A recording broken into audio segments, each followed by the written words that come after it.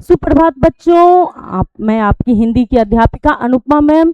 तो पाठ शुरू करने से पहले आज का सुविचार है बच्चों कि सदैव सत्य बोलें, सदैव सत्य बोलें। आप कभी किसी से झूठ नहीं बोलें, स्पेशली माता पिता से तो बिल्कुल भी झूठ ना बोलें।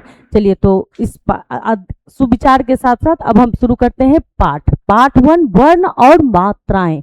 वर्ण और मात्राएं। भाषा की हूं मैं सबसे छोटी इकाई, बिना मेरे भाषा बोली ना जाए। वर्ण क्या है? भाषा की सबसे छोटी इकाई है और वो भाषा जो है भाषा की मदद से ही बोली जाती है। यहाँ पे आप चित्र देख रहे हैं। इस चित्र में एक माँ है और बेटे हैं, उन दोनों की बातें हो रही हैं।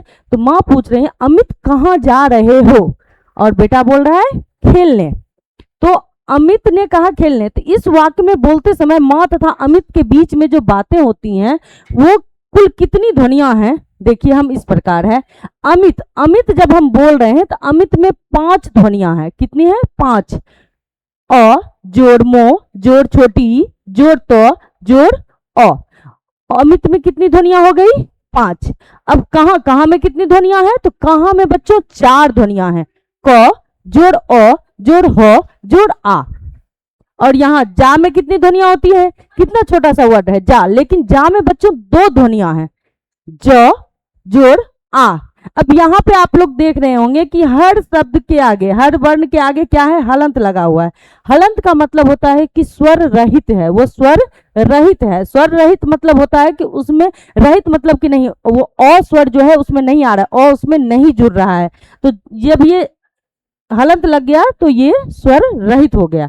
देखिए, रहे रहे, रहे में कितने सब ध्वनि आई? रहे में 4 ध्वनि आ रही है और हो में 2 ध्वनि आ रही है। और उसी तरह से खेलने में आप खेलना 3 अक्षर का आप लोग बोलेंगे, 3 शब्द वर्ण का है, लेकिन यहाँ पे देखिए खेलने का जब ध्वनि आ रहा है तो ध्वनि कितने आ रहा है? 6। ध्वनि कितने आ रहे हैं? 6। ख जोड़ ए, जोड़ ल, जोड़ अ, जोड़ नो, जोड़ ए। मुख से निकलने वाली ध्वनि जो लिखने के लिए जिन चिन्हों का प्रयोग किया जाता है वे वर्ण होते हैं। जो हमारे मुख से ध्वनि निकलते हैं उसको जब हम लिखने के लिए प्रयोग करते हैं ना, उसी वर्ण को हम वर्ण कहते हैं। यह भाषा की सबसे छोटी इकाई है, इसे हम भाषा की सबसे छोटी इकाई कहते हैं। इसके और अधिक टुकड़े नहीं किए जा सकते हैं। अब चलिए, वर्ण किसे कहते हैं? अगर कोई आपसे पूछे कि वर्ण किसे कहते हैं तो आप इस तरह से बोलेंगे और मेरे साथ आप लोग बोलेंगे, भाषा की सबसे छोटी इकाई, भाषा की सबसे छोटी इकाई जिसके टुकड़े नहीं किए जा सकते वर्ण कहलाती है। भाषा की सबसे छोटी इकाई जिसके टुकड़े नहीं किए जा सकते हैं वर्ण कहलाती है। अब बच्चों, वर्णमाला किसे कहते हैं? तो वर्णों को क्रमबद्ध में करने के लिए इन्हें एक निश्चित क्रम में व्यवस्थित किया जाता है उसे ही हम वर्णमाला कहते हैं। वर्णों की रुचि क्रम की व्यवस्था को वर्णमाला कहते हैं। वर्णों के प्रकार, अब पूछेंगे वर्णों के कितने प्रकार होते हैं? तो वर्णों के बच्चों 2 प्रकार होते हैं, स्वर वर्ण और व्यंजन वर्ण। स्वर वर्ण और व्यंजन वर्ण। स्वर वर्ण क्या होता है? तो स्वर वर्ण वे वर्ण जिन्हें स्वतंत्र रूप से बोला जाता है, वह वर्ण स्वतंत्र रूप से बोला जाता है, उसे हम स्वर वर्ण कहते हैं। इनकी कुल संख्या कितनी होती है? आप लोगों को मालूम है, इनकी कुल संख्या 11 होती है। तो आपसे कोई भी पूछे कि स्वर वर्ण किसे कहते हैं तो वे वर्ण जिन्हें स्वतंत्र रूप से बोला जाता है वे स्वर वर्ण होते हैं। उनकी संख्या जो है 11 होती है। कौन कौन होती है? अ, आ, छोटी, बड़ी, छोटाऊ, बड़ाऊ, री, ए, ऐ, ओ और औ। ये 11 होती है। यह क्या हो गया? यह स्वर वर्ण हो गया। और उसके बाद वर्ण के कितने प्रकार है? तो 2। तो एक स्वर वर्ण, दूसरा व्यंजन वर्ण। व्यंजन वर्ण क्या है? वे वर्ण जिन्हें स्वर वर्णों की मदद से बोला जाता है, इन्हें व्यंजन वर्ण कहते हैं। इनकी कुल संख्या 33 होती है। व्यंजनों के निश्चित क्रम को वर्णमाला भी कहा जाता है। ये जो निश्चित क्रम है इसको हम वर्णमाला भी कहते हैं। और ये क्या होता है कि ये जितने भी व्यंजन वर्ण हैं इन्हें हम स्वरों की मदद से बोलते हैं, स्वर की मदद से बोलते हैं। जब हम क बोलते हैं तो क में भी ओ की मात्रा आ रही है, स्वर आ रहा है, ओ की स्वर आ रहा है। क जब हम बोल रहे हैं तो बाद में ओ भी आ रहा है।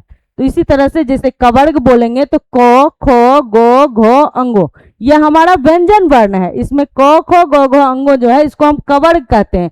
च, छ, ज, झ, यो जो है इसको हम चवर्ग कहते हैं। और त, थ, ड, ढ, नो है इसको हम टवर्ग कहते हैं। त, थ, द, ध, नो इसको हम तवर्ग कहते हैं। और प फ ब भ म जो है इसको हम पवर्ग कहते हैं। यह जो है व्यंजन वर्ण यह क से लेकर ह तक होते हैं, इसको हम व्यंजन वर्ण कहते हैं। ये कितने हैं कुल? कुल 33 हैं। कुल कितने हैं? 33 है। और ये हमेशा याद रखिए कि व्यंजन वर्ण जो है वो स्वर की मदद से ही बोली जाती है। अब बच्चों संयुक्त व्यंजन किसको कहते हैं? तो दो व्यंजन वर्णों के मेल से बने वर्ण को संयुक्त व्यंजन कहते हैं। इसकी कितनी संख्या होती है? तो इसकी संख्या 4 होती है। इसकी संख्या कितनी होती है? इसकी संख्या 4 होती है। अब देखिए यहाँ पे कौन कौन है? तो अक्ष, त्र और ज्ञ, स्र, ये जो है ये 4 हमारे संयुक्त व्यंजन हैं। और इसको हम लिखते कैसे हैं?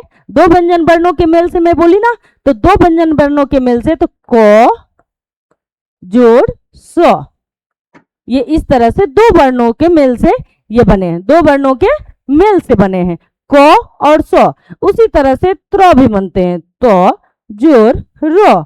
ज्ञ कैसे बनते हैं? ज जोड़ य। और स्र तालव्य स और र। ये इस तरह से हमारे संयुक्त व्यंजन दो वर्णों के मेल से बनते हैं। दायुक्त व्यंजन किसको कहते हैं? जब एक स्वर रहित व्यंजन के मेल से, एक स्वर रहित व्यंजन के मेल से एक भिन्न स्वर सहित व्यंजन से होता है तो वह दायुक्त व्यंजन कहलाता है। स्वर रहित मतलब होता है कि उसमें स्वर की मात्रा नहीं आ रही, स्वर नहीं आ रहा है। जैसे यहाँ पे है च, तो च में जब ये हलंत लग गया तो इससे क्या हो गया कि ये अ उसमें नहीं जुड़ा हुआ है, उसमें अ नहीं बोल रहे हैं, वो आधा च हो गया। इसको हम क्या बोलेंगे? आधा च। और जब ये च पूरा रहेगा तो ये स्वर के साथ है, ये क्या हो गया? ये स्वर सहित व्यंजन हुए और ये स्वर रहित हुए। तो इसको हम, ये पूरा च है, ये आधा च है, इसको हम चच कहते हैं। और इसका हम जो उपयोग क्या किस में करेंगे? बच्चा। जब हम बच्चा लिखते हैं तो इसका उपयोग हम करते हैं। उसी तरह से क में अगर हम आलंत लगा दिए तो आधा क हुआ, और अगर पूरा क है तो उसको हम कक कहेंगे। और उसको हम उपयोग कहाँ करेंगे? जब हम पक्का लिखते हैं उस टाइम हम जो है दायुक्त व्यंजन का प्रयोग करेंगे। अब अतिरिक्त व्यंजन किसको कहते हैं? ड और ढ जो होता है उसको हम अतिरिक्त व्यंजन कहते हैं। ये आप लोग याद रखिएगा कि अतिरिक्त व्यंजन ड ढ होता है और संयुक्त व्यंजन के 4 होते हैं, जो कि है आपके अक्ष, त्र, ज्ञ और स्र। अब देखिए आगत वर्ण। आगत वर्ण क्या होते हैं? आ के ऊपर में अर्धचंद बिंदु होती है, ये उसकी मात्रा है। देखिए यहाँ पे बाल हो गया। ज में नीचे जब अनुस्वार होता है, तो जैसे ज हम बोल रहे हैं, जब नीचे अनुस्वार हो जाता है तो उसको हम बोलते हैं मजा। और जो फ है, फ के नीचे जब अनुस्वार लग जाता है तो उसको बोलते हैं सफर। वो फ नहीं रह जाता है, सफर। हम इस तरह से उसका जो है बोलते हैं, इस तरह से बोलते हैं। ये ध्वनि अंग्रेजी भाषा से हिंदी में आई है। अब हम पढ़ते हैं स्वरों की मात्राएं। तो बच्चों स्वरों की जो मात्राएं होती हैं वो आप लोग जानते हैं। स्वरों के जो चिन्ह व्यंजन के साथ लगाए जाते हैं उन्हें हम मात्रा कहते हैं। जैसे देखिए अ, आ, छोटी, बड़ी, छोटा ऊ, बड़ा ऊ, री, ए, आई, ओ और औ। तो इसमें अ की मात्रा नहीं होती है।